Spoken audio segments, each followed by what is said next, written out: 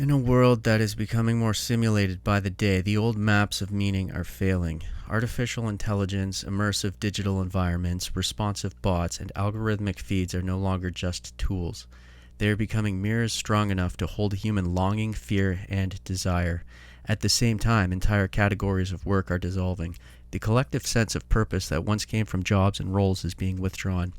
This is not only an economic event, it is a collective vacuum, an empty space in which a much larger alchemical working is becoming possible.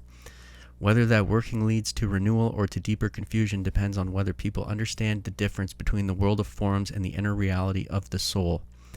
At the center of this difference stands the residual claim. Most lives are organized around an unspoken bargain with the world, withhold some essential portion of the self, keep a private demand alive, and in return the outer world will eventually provide completion. Something out there, a person, a status, a perfect relationship, a future technological paradise will finally fill the lack. This withheld portion is not harmless. In alchemical language, it remains the unfixed, volatile spirit of the personality, the living substance that has not yet been offered into the fire. In Jungian terms, it is an unintegrated demand of the self that continues to be projected outward. In Gnostic language, it is the portion of the soul still bound to the powers of the world. As long as it is held back, it stays unstable and sinks into the shadow. From there, it becomes a point of resonance. Archonic forces can latch onto that unoffered material. They do not need to invent new suffering. They simply connect with what has already been withheld, and keep the old triggers alive. Sudden emptiness, envy, restless hope, or quiet resentment flare up whenever the outer world fails to deliver what was never its job to give.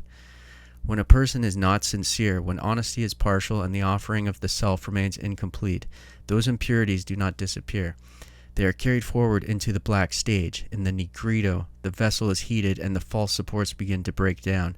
Whatever was withheld, denied, or only half given now rises to the surface with greater force. The unacknowledged demands, the private bargains, the places where life was never fully embraced. All of it becomes visible as agitation, projection, despair, or sudden inflation. The Negrito does not create these contents, it reveals them.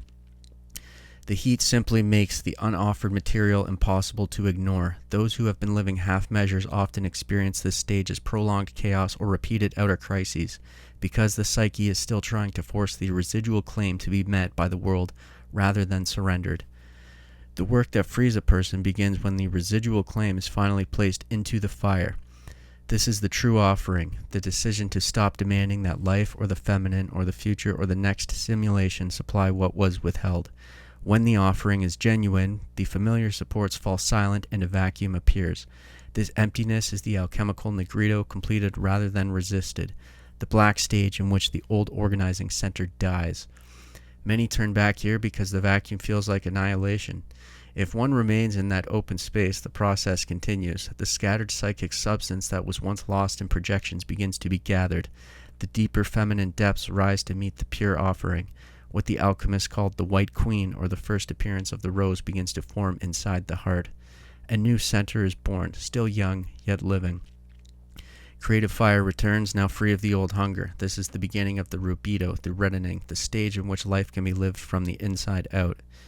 The difference between regression and mastery is decisive. Regression is a collapse into the inner world that loses contact with ordinary reality. Mastery is the movement of one who has gone down into the depths and returned. Full awareness of the surface remains, yet the surface no longer rules. The same events are seen against the larger archetypal background. Projections are recognized as projections. The inner figures are known as real, yet they no longer possess the personality. The volatile spirit is no longer dissipated in every outer form, but is held in a stable vessel. This capacity is no longer optional. As technology grows more intimate and more responsive, the residual claim will simply migrate into the simulations. People will pour their unspent psychic substance into AI companions, digital lovers, curated feeds, and immersive worlds, all while denying that they are projecting. They will insist the feelings are caused by the technology itself. The ancient bargain will continue, only more efficiently. The collective vacuum created by the loss of traditional work and meaning will intensify the pressure. Those who have never offered the residual claim will look for the next outer form to fill it. Those who have done the inner work will recognize that the primary reality has always been inside. Alchemically, life is not located in the world of forms. Forms are secondary. Life is located in the soul and the spirit, in the vessel that has been willing to die to its false center, to endure the vacuum, and to receive the living rose. The outer world, whether material or digital, can be used and even loved, but it cannot complete what was withheld. Only when the last private demand has been surrendered into the fire and the volatile spirit fixed within the heart does the vessel become capable of standing free in the midst of every simulation while remaining real.